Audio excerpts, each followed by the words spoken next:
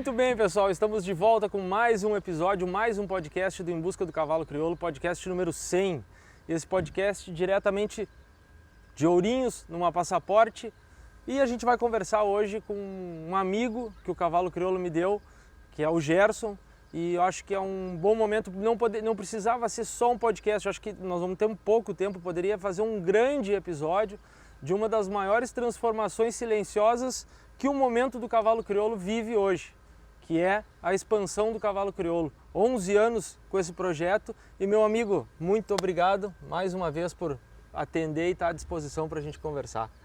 Vamos lá, Gerson. Bom, o prazer é meu, a gente se conhece de longa data, começamos praticamente junto no Cavalo Crioulo, né? Muitos anos atrás, na primeira etapa que a gente fez junto foi numa credenciadora em Araranguá. Isso não me sai da mente assim, porque eu acompanhei todo o teu processo. Se a gente chega no 100 hoje, no número 100, é mérito do teu trabalho, né? Do Em Busca que deu certo. Sim.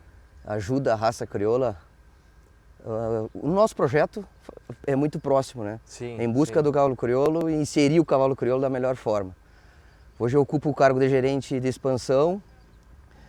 Resido no estado de São Paulo e nada mais para brindar esse episódio 100, eu estar falando aqui do estado hoje que me acolheu e tenho o prazer de viver. Maravilha, Gerson. Quero chegar já, vamos em seguida já entrar nesse assunto expansão, que 11 anos, né? Nós estamos falando desse projeto. Sim. 11 anos. Mas antes disso, tu tem 20 anos de ABCC, né? Tenho. Eu comecei na associação como estagiário, lá em Pelotas, na nossa sede. E passei por inúmeros setores, né? E fiz faculdade, trabalhando, consegui conciliar, demorei um pouquinho mais, mas consegui conciliar. E sempre tive um objetivo. Quando entrei dentro, no meio do cavalo, no meio da associação, eu tinha o objetivo de ser técnico na época. Fiz uma faculdade com esse pensamento, lá no meio da faculdade trocou o meu pensamento. Tive essa possibilidade quando estava me formando ali, abriu um concurso para vir para cá, para São Paulo, para ser analista de expansão, né, com um projeto totalmente novo. Assim, a gente não tinha um manual de instruções, a gente tinha que montar isso aí na época, do presidente José Laetano. Tá, mas isso lá atrás, não agora, não nesse processo que tu veio. Antes isso ainda? Isso no decorrer da carreira, né? Eu comecei como estagiário, fiz a faculdade, consegui me formar e quando eu estava saindo da faculdade, até eu optei em fazer estágio fora, né? Porque eu não ia continuar na associação. Mas tu não chegou a prestar o processo de técnico? Não cheguei. Não chegou. Nesse processo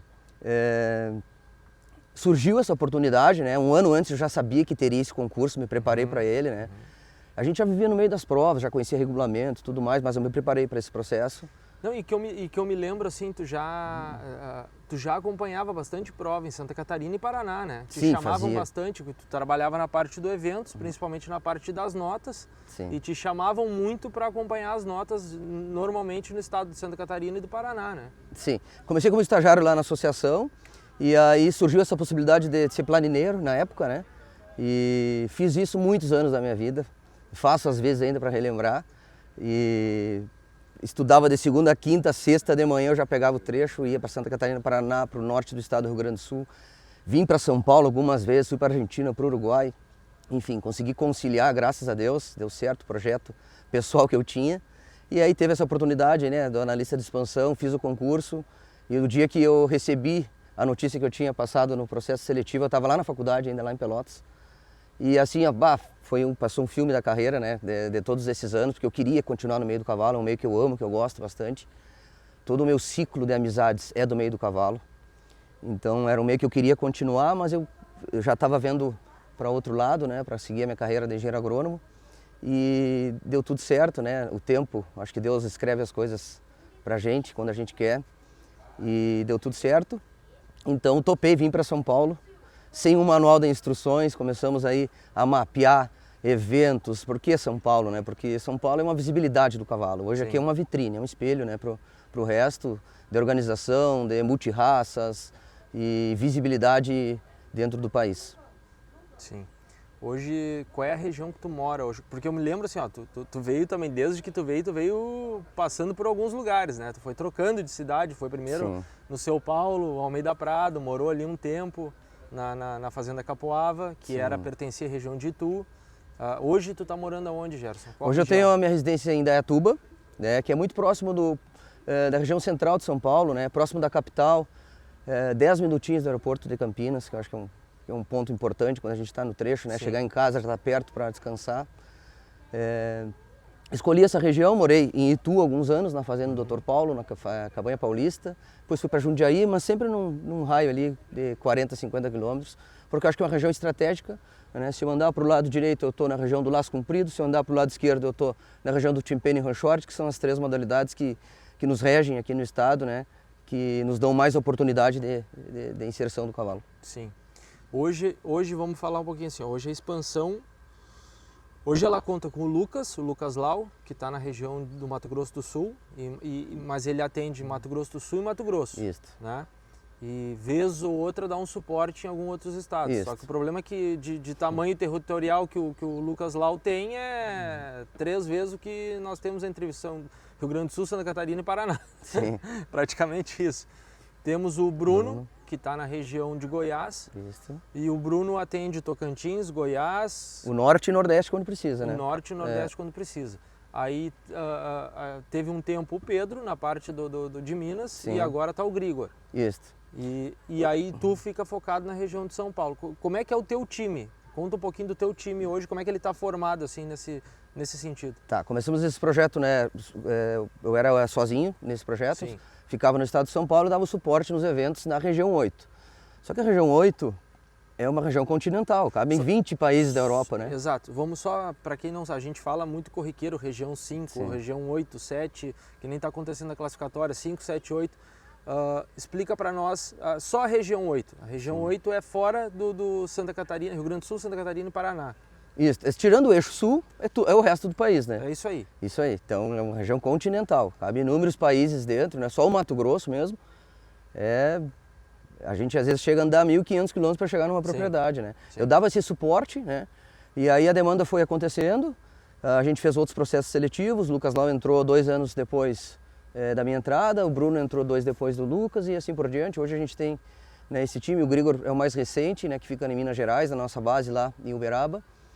E só que a gente organiza nosso calendário com antecedência e às vezes a gente precisa de um suporte, né? Às vezes o Lucas Lau vem a São Paulo, o Bruno vem a São Paulo, eu vou a Sorriso, então a gente faz, sim, um intercâmbio aí, né? Porque a gente completou o ano de 2025 com mais de 100 eventos, né? Então é um volume muito grande, né? Praticamente todos os finais de semana a gente está na estrada, e a demanda está aumentando, né? Isso acho que é reflexo de um trabalho que vem sendo feito.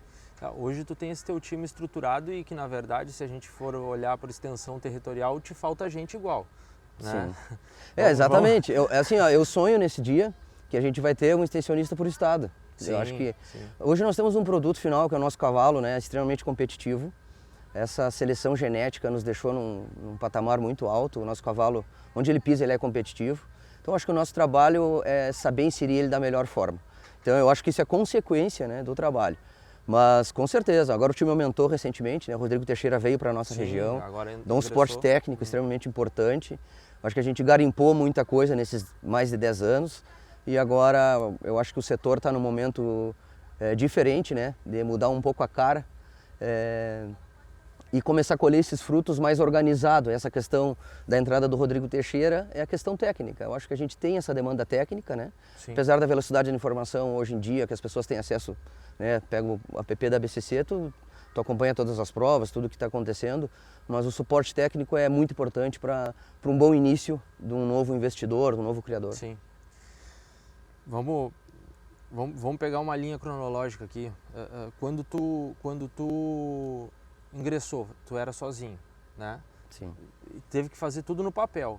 Isso aí foi um projeto lançado na presidência do Laetano, isso, executado no dado Sunhê.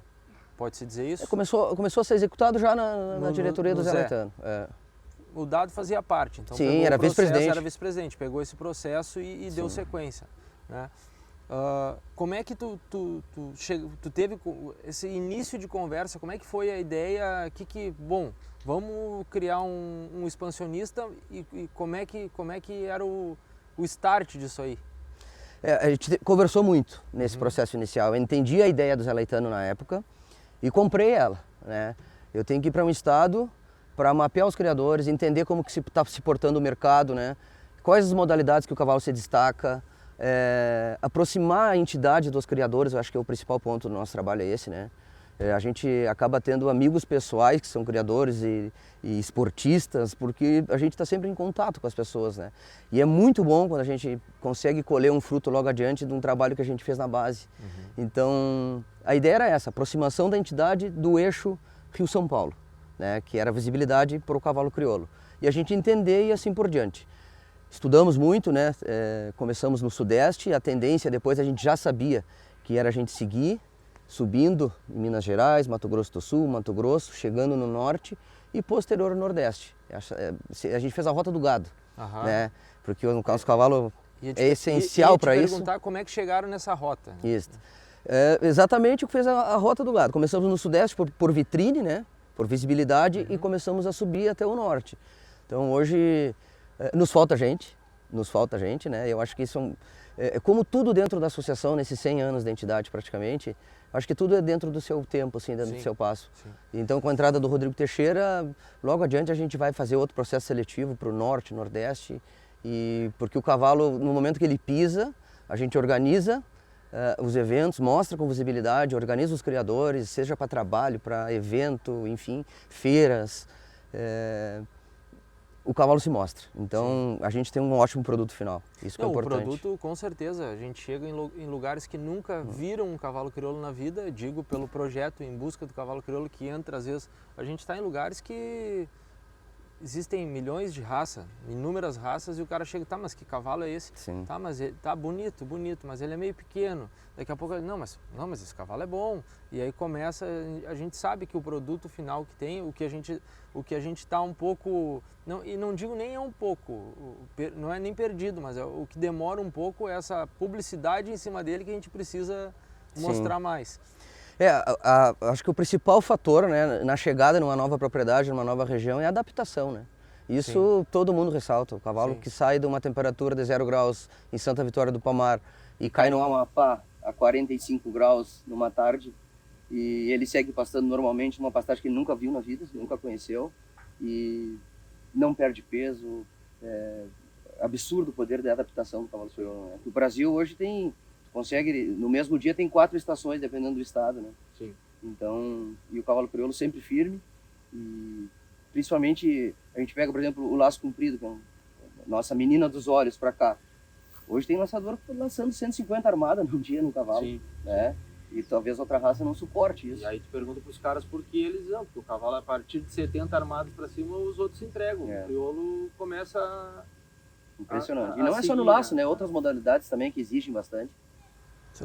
E Gerson, assim, quando tu saiu de lá, chegou em São Paulo, então, como é que vocês fizeram um mapeamento das propriedades? Como é que foi esse primeiro momento, assim, esse start de trabalho? Porque vocês não tinham nada, né? Então, dar esse start do trabalho, como é que foi esse processo, assim? Sim. A gente mapeou as propriedades inicialmente, né? Conversamos com os criadores e descobrimos que já tinha um comércio local muito forte para o laço comprido, muito forte. Só que de eventos organizados, né, aleatoriamente, né, dentro das suas propriedades. Aleatoriamente não, eventos fortíssimos, né, de tradição. Esse ano completamos fizemos uma prova junto num rodeio que tem 50 anos. Essa região dos tropeiros, conhecida como região dos tropeiros, muito forte dentro do estado de São Paulo. E aí fomos atrás dos organizadores dos eventos, né, para tentar fazer evento oficial.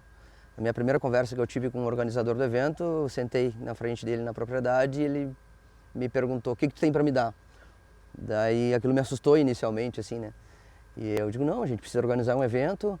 Queria inserir um criolaço. Um criolaço, um evento oficial. Evento oficial, né? Porque tinha muito cavalo espalhado. Dele, E aí, só que naquela semana eu já entrei em grupo de WhatsApp de laço comprido e tudo mais. Devo ter resolvido mais ou menos uns 50, 60 documentos de animal. Eu até mandei para a associação muitas fotos, né? Para os técnicos, que às vezes a gente desconfia que um cavalo seja daquela região, ele conhece a marca e tudo mais. Então fomos atrás, regularizamos a documentação para poder ser um evento oficial. Eu gosto de dizer isso, que quando a gente fez o primeiro evento oficial eu tinha 5% de documentos regularizados e 95% estava para resolver. Hoje é o contrário, hoje eu tenho 5% para regularizar.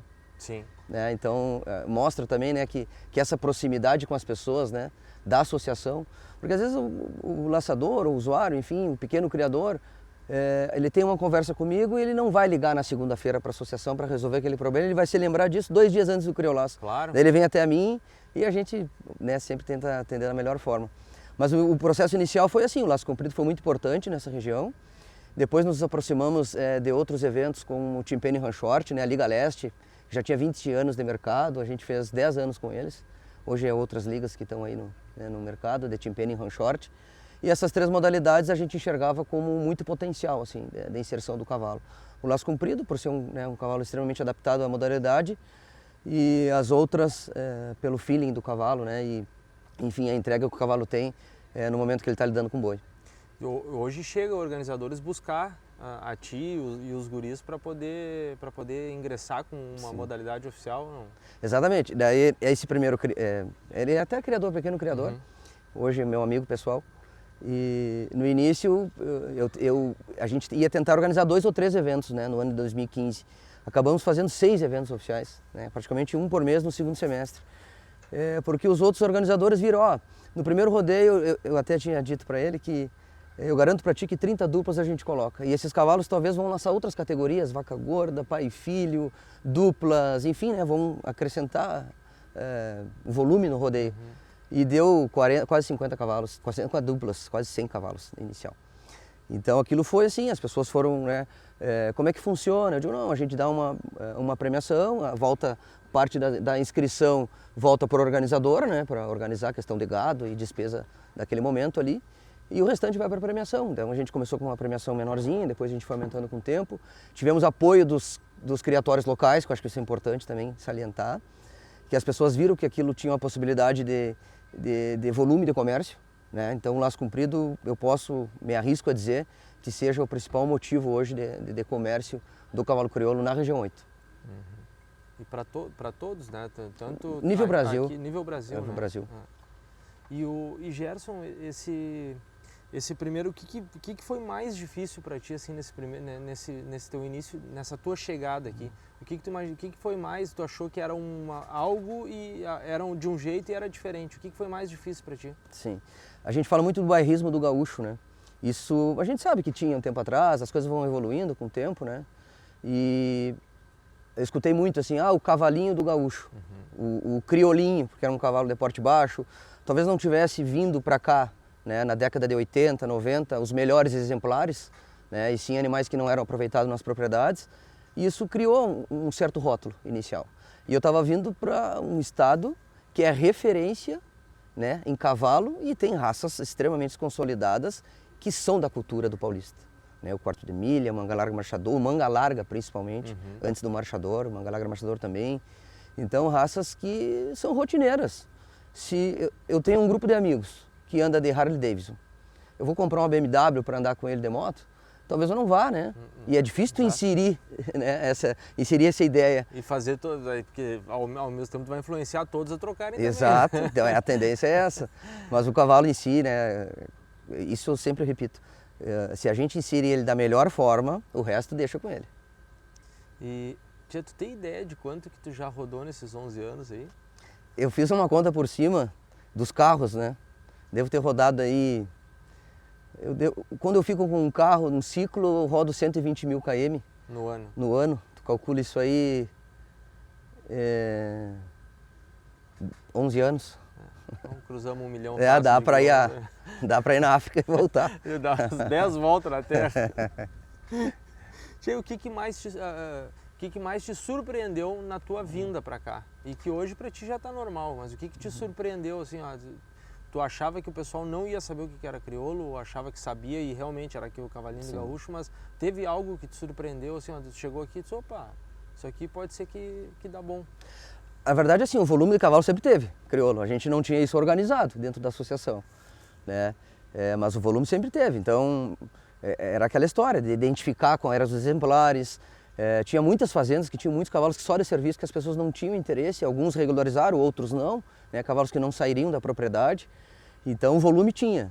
O trabalho inicial foi demorou até um ou 2 anos, a gente consegui atender quase que todo mundo, essa questão da regularização, né, de entender muitos cadastros parados, né, então criadores que não botavam mais éguas em crias, principalmente do centro-oeste para cima, né, então criadores que tinham passado 4 ciclos sem uma visita técnica.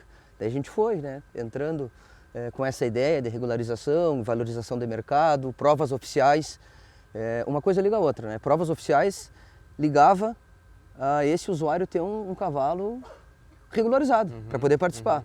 Né? Então a gente foi indo nesse processo. Sim, aí. E o criador que não participa de valorizar o seu animal numa possível comercialização. Exato. Não, e as cabanhas foram vendo esse processo, né, que estavam...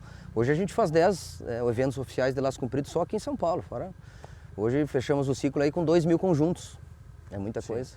E aí eu costumo dizer que não é também tão repetitivo, porque não é um raio pequeno, né? A gente está falando de um circuito aqui, no outro no norte mato-grossense, no outro em Minas Gerais. Fizemos rodeio na Bahia 20 dias atrás com 77 duplas, e são 150 cavalos crioulos na Bahia, né? Regularizados, né? Laçando, competindo. Sim. E o que para ti, assim, o que foi mais difícil? Convencer quem estava fora, que nem nesse caso que tu está me falando, convencer quem está fora, como convencer um organizador a incluir uma modalidade oficial, ou convencer quem já estava dentro a se regularizar?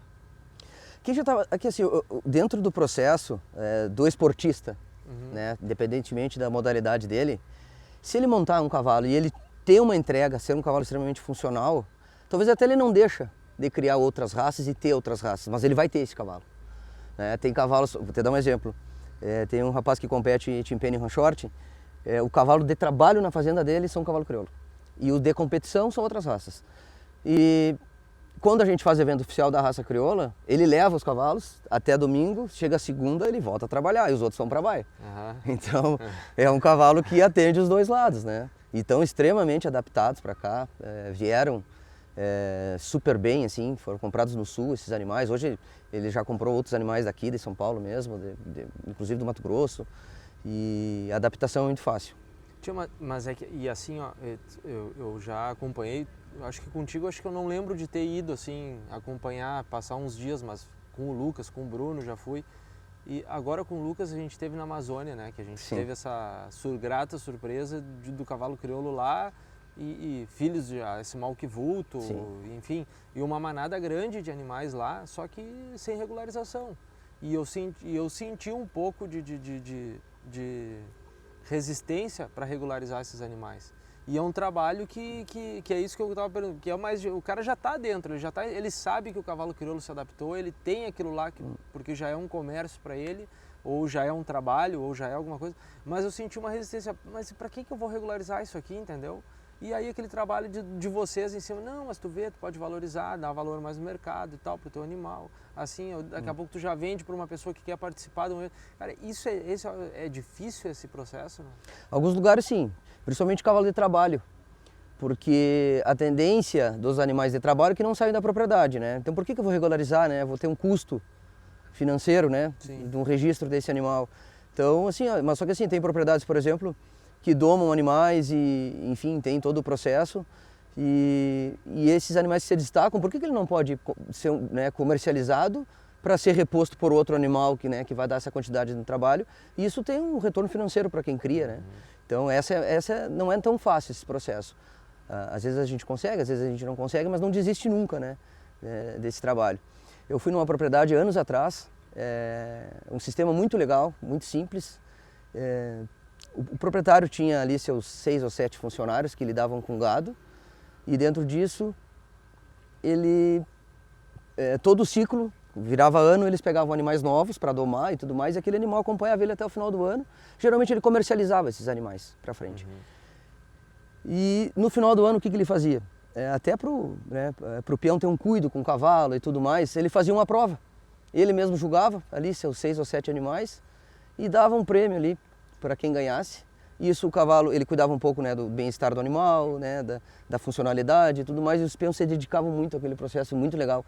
Então ele não gastava nada com isso e esses cavalos iam para o comércio. Sim. Então cuidavam, né, às vezes chegava de surpresa na propriedade e aí cuidava, né, de como que estava andando o processo todo, e os peões se dedicavam muito aos seus animais daquele ciclo. Não, puxando de novo com o negócio da Amazônia, porque como eu não participei desse processo de vocês de vinda para cá, então esse processo que eu acompanhei na Amazônia, eu acredito que tenha sido muito parecido com o que vocês passaram aqui, porque lá é um lugar virgem ainda, não está sendo explorado, né?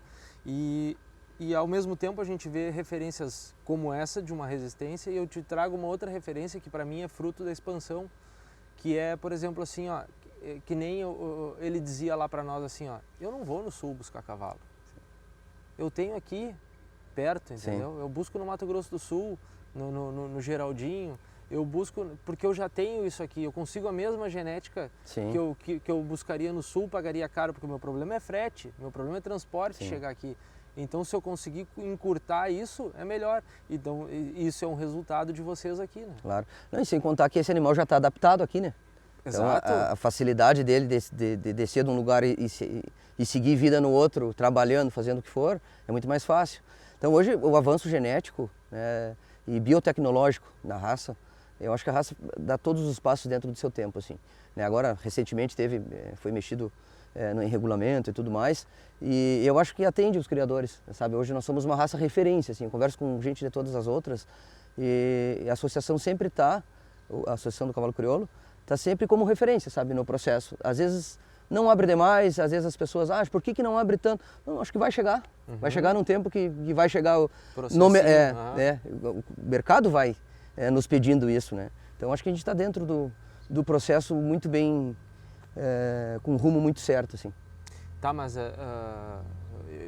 tu já está me respondendo uma pergunta adiante, né? Que é, tu tá num rumo certo, mas tu teve um processo atrás ali que tu pensou, que tu estava aqui 1 ano, 2 anos e começou a pensar, isso aqui não vai dar certo. Teve essas dúvidas? Teve, com certeza, porque a gente precisa de relatórios da entrega, né? Então, talvez os iniciais não fossem tão agradáveis, né? Pelo investimento do projeto, mas sempre tive muito apoio, e tenho até hoje, de nossa diretoria. Né? Então, sendo que um tempo atrás a gente criou um cargo de um vice-presidente da expansão. A gente não, a diretoria criou. E hoje que é o Roberto Diedrich, que trabalha diretamente com a gente, entende, é um criador daqui, sabe, né, das demandas, do que a gente enfrenta aqui. Hoje ele está correndo uma etapa no sul que ele andou 2.200 quilômetros para chegar, sabe? Então, um criador do Mato Grosso para ir numa exposição vai andar 2.000 km. 4.000, dependendo do lugar. Para mim, tu está dando o exemplo do Beto, mas para mim o exemplo que nós tivemos ontem à noite nós fomos numa janta na casa do Luciano, que ele é vice-presidente, né? Do Núcleo Sem Fronteiras. Do Núcleo Sem Fronteiras, vice-presidente do Núcleo. E a gente foi lá na casa dele, num salão de festa. E ele armou um aparador onde tinha a faixa de terceiro melhor macho, numa exposição que ele saiu daqui de São Paulo, e ele foi até Sorriso apresentar esse animal, conseguiu botar para a Expo Inter, e ele está mobilizando 9 pessoas da família dele já com passagem. Se não mais, ontem a gente viu que talvez seja mais. Pois é, para ir para esteio. Então é trabalho, move paixão, e ele vai para esteio com a família toda, vai para lá. Fico muito contente com esse caso, e esse é reflexo para outros, né, que já estão acontecendo. O Luciano é um criador novo, relativamente novo. O RP eu acho que é 20 do cavalo, 22, alguma coisa assim. Primeiro animal dele em esteio, né? Filho de um cavalo que ele comprou lá debaixo, um cavalo 2 rosetas na FIC. Apaixonado pelo cavalo, o cavalo infelizmente já não está mais aqui. E ficou esse fruto, que é esse cavalo, que ele é, assim, ó, é o xodó da família dele. Então ele foi, né, a Sorriso, saiu de São Paulo, foi a Sorriso. E eu estava, naquele domingo eu não estava no evento Sorriso, estava em outro. E eu falei com ele todo aquele domingo ali. Daí eu disse para ele, ó, me avisa 5 minutos antes, já que tu está assistindo, que eu estou na estrada. Daí eu vou parar e vou assistir. E aí o cavalo foi campeão, um cavalo adulto. E aí ele, o que tu acha? Eu digo, acho que tem chance, grande chance para o grande campeonato. Então aquilo mobilizou o domingo dele, da família e tudo mais. E ontem a gente foi numa janta, né, na casa dele. Na entrada da casa estava ali, né, o troféu, as rosetas. A foto? Exato. Já comprou a passagem, hotel reservado em esteio. Cara, é isso que a gente busca, né? O cavalo, e lá em esteio também é outra coisa referência. Quando um investidor daqui, um criador, usuário, enfim, ele chega no Freio de Ouro e ele olha aquele movimento, 10.000 pessoas ao redor daquela pista, e se tivesse espaço, 50.000 pessoas talvez, aquele mosquito picou ali. Deu, né? O cara quer estar lá. Agora, tu precisa, essas coisas são fantásticas para nós, mas assim, tu tem uma coisa aqui que é a constância. Tu tem que ter constância. Se tu não tiver constância, sim, tu não tem, porque aqui o cara tem uma prova cada uma vez por ano, né? Vamos falar assim, para chegar sim, até esteio, né? O cara tem uma prova cada vez por ano e se ele perder essa prova, semana que vem ele já se... né? Não é que nem lá. Lá a gente tem prova todo final de semana, se ele perdeu, nós lá é que nem futebol. Perdeu, não vou mais torcer para essa naba aí, não quero mais assistir isso. Sim. Chega no meio da semana, ganhou, o cara volta a se empolgar de novo. Né? Assim, a gente faz esse trabalho de base, né? Eu costumo dizer que também a gente é psicólogo de criador, como todo corpo técnico é. Então, às vezes eles não falam, né, para outros criadores o que eles falam para a gente, né, das dificuldades.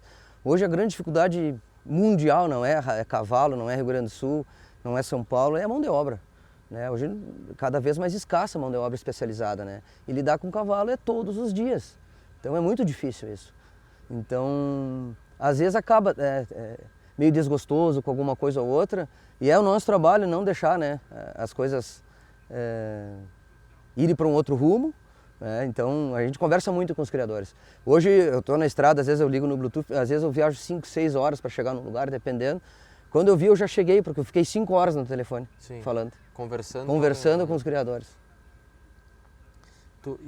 Mas isso que eu digo assim, tem que ter constância, né? Exato. Porque tu não pode, para ti aqui não é imediatismo, né? Exato, tem que ter constância. Desde que eu vim para cá eu já tinha isso em mente, né? Que era um projeto que eu tinha certeza que iria dar certo, e eu acho que os números estão aí comprovando, e eu acho que a associação entende isso, né? A diretoria hoje, sendo que hoje o presidente André fala muito em expansão, e teve aqui, conversamos muito em Uberaba, dá o apoio total. Hoje o nosso vice-presidente, o Roberto, que mora, né, no Mato Grosso do Sul, tem carta branca para ele decidir o que ele quiser, porque ele tem essa autonomia, porque ele conhece o mercado. Está muito ligado com a diretoria lá embaixo, claro, que é importante, e eu acho que é um dos pontos principais, assim, sabe? Não que saturou, eu acho que não saturou no Sul. Né? Tem muito mercado para a gente conquistar ainda, mas o cavalo é competitivo para cá. É muito rodízio, né? Então entra muito, sai muito, né? Mas a gente tem um mundo para crescer aqui. Exato. E eu estou falando nível Brasil, né? Não, mas olha para crescer, que eu digo Brasil. O Brasil é um continente. E assim, tem muita procura. Como a gente tem um escritório em Uberaba, dentro da Exposebu, que eu acho que é um ponto muito estratégico, porque hoje o Nelore brasileiro, né, que é a maior raça, né, zebuína, é referência mundial. Então tinha 40 caravanas de países, de 40 países diferentes na Exposebu.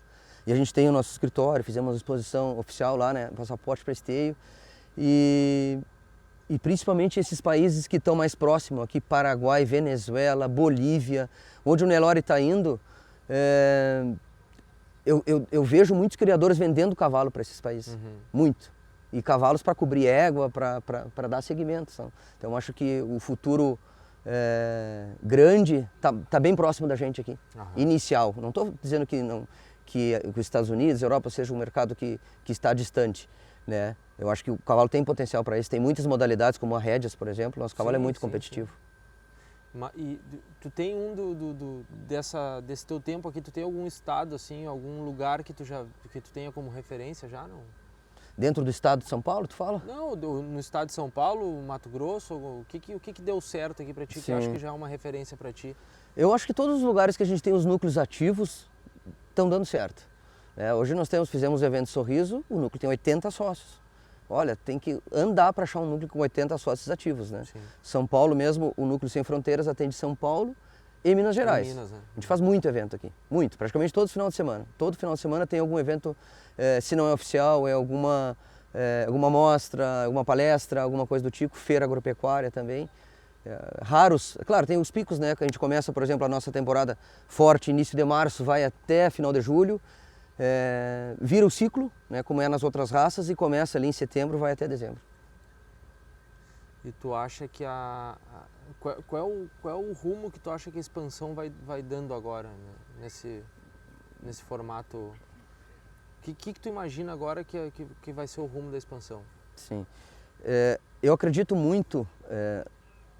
falando em eventos, né? Acho que a nossa modalidade, a menina dos olhos do cavalo crioulo hoje para inserção de cavalo é o laço comprido. Né? O nosso cavalo é extremamente adaptável à modalidade, aguenta, né? Então todo esse processo. E o laço comprido nos abre muitas portas. Eu arrisco a dizer que o laço comprido seja a maior modalidade equestre nacional, com maior volume e que o cavalo crioulo esteja presente em massa.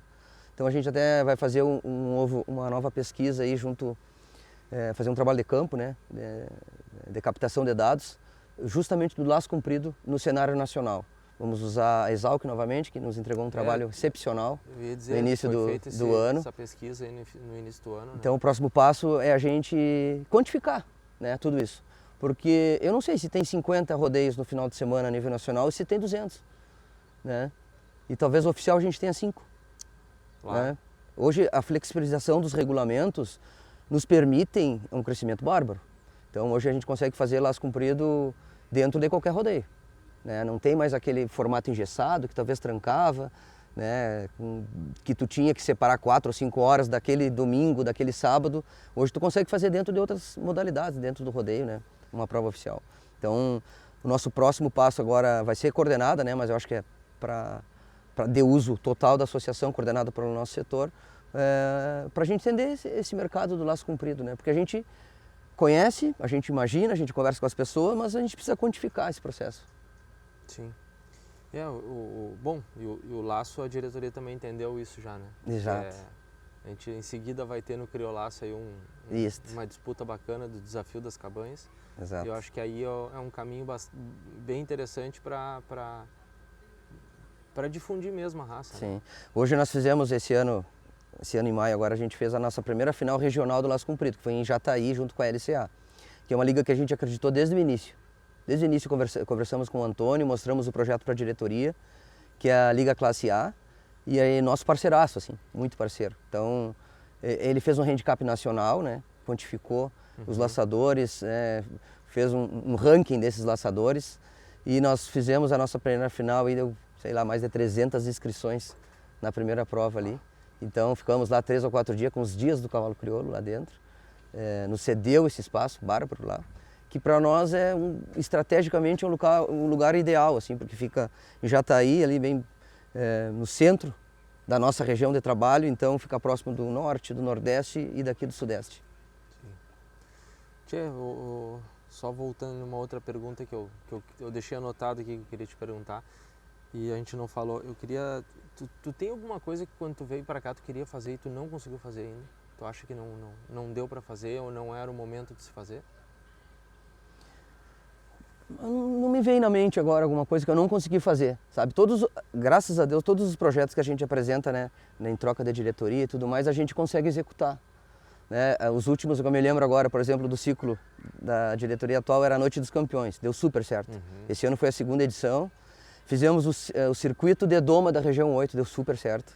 Fizemos a final regional, né, do laço comprido, região 8, deu super certo. Eu acho que esses 3 projetos estão vida longa para a gente repetir.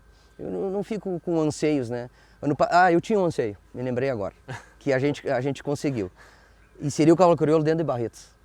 É uma coisa que eu tentei muitos anos e era um custo muito alto, e ano passado a gente fez uma exposição. Ano passado foi a primeira exposição. Oficial esse ano, novo, né? garantida já. Tá, garantida. Esse era um anseio que eu tinha, pelo volume, pela visibilidade da festa. Sim. Então esse ano nós no lugar mágico lá dentro, né? Debaixo do Jeromão, que é a estátua grande na entrada do parque. Todas as pessoas que chegavam no evento viam. O Chico Bastos fez um julgamento bárbaro lá. Abriu o rodeio. A gente nem sabia disso, e nós fomos lá para a abertura oficial, sei lá quantas mil pessoas tinha naquela noite. Apagaram as luzes e saiu o Chico com a bandeira do Brasil. Sim. Então, assim, mágico para nós, madrinhando com o cavalo crioulo. Claro. Então foi excepcional, colocamos mais de 50 cavalos dentro do parque, exposição oficial. Tu falando assim, me vem recordações, porque que nem tu estava dizendo ali, que nem o Bruno lá no Goiás, né? Na verdade, assim, já teve um movimento do cavalo crioulo dentro de Barretos. Sim. Já teve um movimento, a gente conversando e vê relatos em 1970, 70 e poucos, 80, na Feira da Pecuária em Goiânia. Só que eram coisas pontuais, a gente foi lá no Nordeste, eu fui com o Bruno no Nordeste, tu vê, cavalo crioulo na vaquejada, mas coisas pontuais, né, que eram feitas uma vez e não é que se abandonava, mas é que é a história da constância, né? É um negócio de imediato se fazia uma vez e depois acabava. Esse é muito interessante, as fotos que a gente viu lá em Goiânia, 1982, o Dirceu Pons e o Wilson Souza junto levando o cavalo e inclusive mostrando o cavalo, né? Só que isso talvez não tenha tido uma continuidade do projeto na época, né? Não sei se era da associação ou era um projeto pessoal do criador. Claro. Né? Tivemos, Barretos mesmo, foi feita uma caravana, né? Amadrinharam, abriram o Barretos, foi muito legal. E eu estava conversando com as pessoas que tinham participado já faz 20 anos daquele momento, foi em 2006. Não, foi muito. Eu nem estava na associação, estava entrando e eu me lembro até hoje daquele movimento todo, sabe? Dos gaúchos sentados lá na arquibancada, toda uma comitiva, muito bem recepcionado na época. Sim, os guris contam, o Neto, os guris contam que foram para lá e tal, mas não era uma exposição, né? Não era exposição. Era uma apresentação, um show. Foi feita uma caravana do cavalo crioulo, né? De pessoas. E teve apresentações, teve geneteada, teve outras coisas, mas não tinha sido um evento oficial, né? Então, conseguimos, né? Então, a gente tem uma proximidade hoje do Kiko, que é um dos organizadores do evento, que é irmão do seu Paulo. Sim, sim. Então, numa conversa informal, num passaporte em Mococa, surgiu essa ideia, o Jaime Monjardim veio com essa ideia, e aí montamos um grupo na segunda-feira, fizemos várias reuniões lá, porque a festa é muito grande. Então a gente precisa estar organizado para estar lá dentro. E foi o primeiro ano, eu estava muito preocupado com isso. Porque a gente não conseguia entrar com os caminhões, os cavalos ficavam um pouco longe, a pista, todo aquele movimento deixou, o barulho e tudo mais. Mas assim, ó, andou super bem. Saí de lá, no domingo que eu saí de lá, já desci para a Esteia, porque é próximo da data da Expo Inter, né? Eu saí de lá maravilhado assim com o resultado. Bom, esse ano tem de novo. Bom, se Deus quiser. E eu não vou estar lá. Eu não vou poder ir. Só tem um problema, Barretos, que é uma semana antes da Expo Inter. Esse é só o problema. Não, mas esse ano meu motivo é outro, mas depois a gente fala. Gerson, daqui 10 anos, hoje a gente já se passaram 10 anos do início, acho que o pior momento se passou, né? Porque tu tinha o teu start era literalmente a linha zero e foi feito inúmeras coisas que foram sendo criadas, construídas dentro desses 10 anos. Tu acha que a nossa evolução dos próximos 10 anos da expansão pode ser o dobro do que a gente teve agora? O trabalho vai ser mais fácil? Onde é que tu imagina daqui 10 anos a expansão? Acho que o trabalho fácil não, mas eu acredito que a gente tem um patamar muito alto para alcançar, né? Então o avanço genético dos últimos 5 anos, a gente pode até dividir esses 10, foi muito grande, então os criadores locais estão se destacando. Né? Hoje a gente tem os criadores muito premiados lá nas nossas provas de seletivas, inclusive. E o principal é a gente entender o mercado, né? Pós-pandemia mudou um pouco o mercado. Até a gente achou inicialmente que as coisas seriam muito severas, né? Se falando em crescimento e tudo mais, mas não. O que aconteceu? As pessoas ficaram mais nas propriedades, porque não podiam andar na cidade, né? E muita gente começou a acompanhar a resenha, que não acompanhava todo esse processo. Acho que foi inverso. Então, pós-pandemia, talvez... O pessoal veio pro campo. Veio para o campo e trouxe a família, que eu acho que é o principal. Então, hoje eu vejo assim, coisas que eu não via há 5 anos atrás. Novos criadores com filho montando a cavalo. Né? Eu gosto muito que o criador monte a cavalo. Muito. Sim. Porque aquilo ali é o que vai dar seguimento dele, vida longa dentro da raça. Então, eu acredito que a nossa perspectiva para frente agora é de aumentar. Eu quero daqui a 10 anos estar com um time aí de 10 pessoas. Esse é o meu sonho hoje. É que na verdade, como volto a dar o exemplo da Amazônia, né? Esse processo de start inicial e conscientização de estado em estado, ele vai existir, porque a gente passou por 2, 3, 4 estados, né? Mais efetivo. Mas vocês já têm o caminho por onde ir, né? Com certeza. Teve uma passagem há 2 anos atrás, 1 ano e pouco atrás, eu fui junto com o Lucas Lau no Amapá. Nós chegamos lá, tinha uma cabanha extremamente organizada no Amapá, fizemos um dia de campo, lá tinha 150 pessoas. E 150 pessoas que estudavam agronomia, zootecnia, veterinária, extremamente orgânica para o mercado, entenderam, nós tínhamos exemplares para poder comentar eles ali, mostrar a associação, né? Instigar eles, né? A se tornar talvez um inspetor técnico naquela região futuramente. Sim. Então, isso é muito legal. Eu gosto muito da proximidade com as universidades, porque ali a gente está pegando um público extremamente orgânico que vai trabalhar com outra coisa, e ele sabendo um pouquinho de cavalo crioulo, dependendo da propriedade que ele vai trabalhar, isso vai facilitar a vida dele para frente. Maravilha. Gerson, só tenho que te agradecer por esses minutos que a gente teve aqui.